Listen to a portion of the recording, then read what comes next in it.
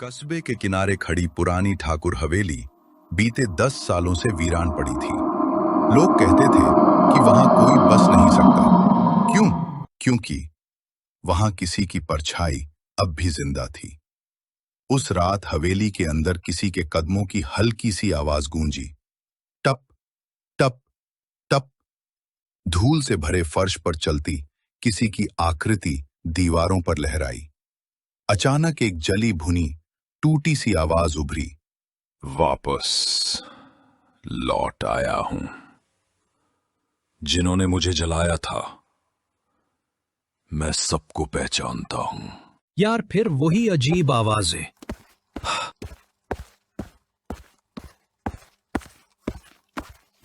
भैया, आपने सुना? आवाज आई क्या? शायद हवा रही होगी। तू डर मत। लेकिन मोहित के दिल में बेचैनी बढ़ती जा रही थी। बचपन से उसने हवेली से जुड़े किस्से सुने थे और एक नाम बार बार सामने आता था। आदित्य, वो युवक जिसे जिंदा जला दिया गया था और जिसका बदला अभी तक अधूरा था। इतनी रात को कौन?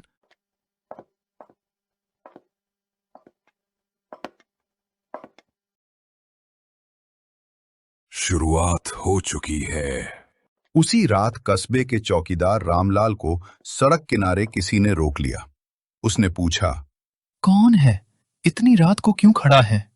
याद है, तुमने पहले पत्थर मारा था। नहीं, मेरा मतलब था, मैं तो मजबूर था, मुझे माफ कर दो। अगले ही पल उसकी चीख पहाड़ों में गूंज उठी। आह! रात की खामोशी अभी टूटी भी नहीं थी कि मोहनपुर में एक और हलचल फैल गई। चौकीदार रामलाल की जली हुई लाश। कस्बा दहशत में था। कोई मानने को तैयार नहीं था कि यह किसी इंसान का काम है। भैया, ये वही आवाज थी ना जो रात में आई थी? मैं नहीं जानता अनु। बस शांत रहो। पर मोहित जानता था कि यह कोई संयोग नहीं था। वो लाल रोशनी, वो जली हुई परछाई और अब एक मौत। मोहित, यहाँ मत आओ। वह पलटा। वह उसकी दोस्त रिया थी। तुम्हें पता है, लोग कह रहे हैं आदित्य वापस आ गया। जो उसे जलाने में शामिल थे वो सभी मरेंगे। लेकिन मैं क्यों? मेरा उससे क्या लेना देना? क्योंकि तुम उस हादसे के आखिरी गवाह थे। उसी शाम मोहित वापस घर की ओर जा रहा था। सड़क सुनसान थी। पेड़ों के बीच से हवा अजीब सी फुसफुसाहट ला रही थी। तुम बच नहीं सकते, आखिरी गवाह।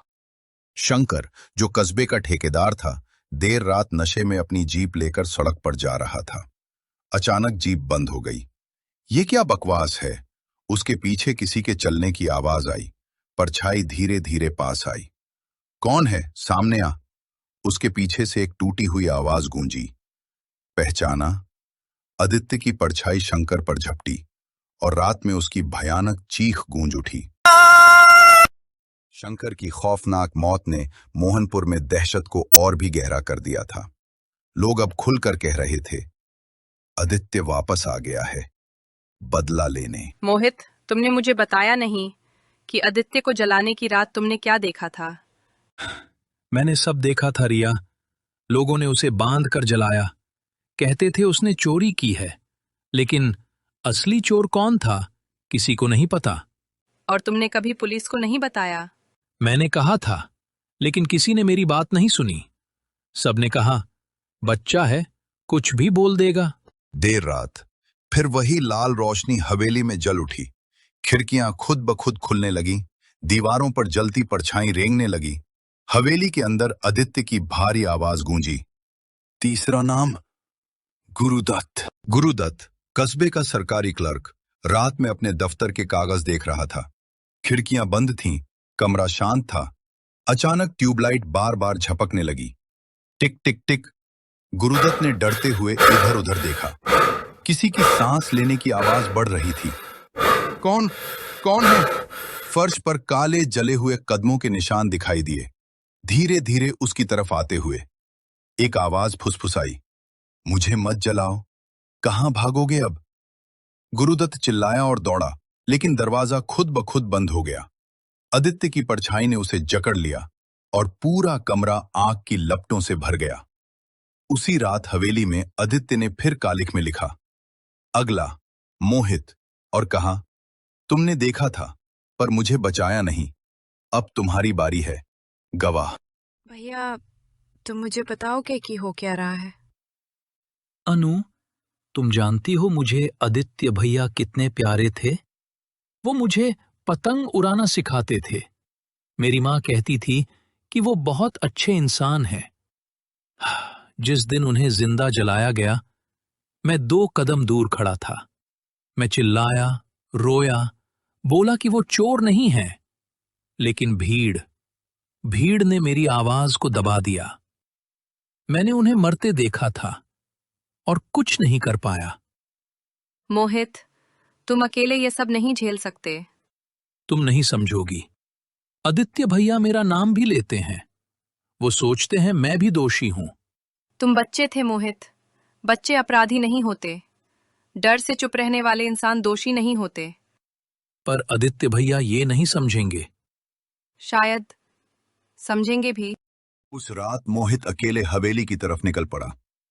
भैया, मैं आपको बचा नहीं पाया, लेकिन मैं दोषी नहीं था। मैं बहुत छोटा था। जली हुई परछाई धीरे धीरे सामने दिखाई देने लगी।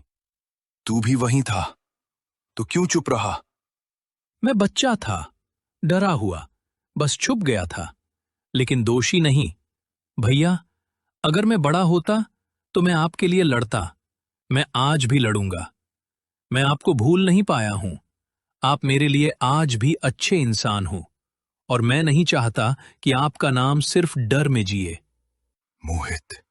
पर इतनी ही देर में हवेली के बाहर इंस्पेक्टर राघव और पुलिस की आवाजें गूंज उठी। दरवाजे तोड़े जा रहे थे। आदित्य का चेहरा फिर गुस्से से भर गया। लाल रोशनी और तेज हो गई। उन्होंने मुझे रोका था, तूने नहीं। भैया रुकिए, मैं आपकी मदद करना चाहता हूं। आदित्य की परछाई धुआं बनकर गायब हो गई।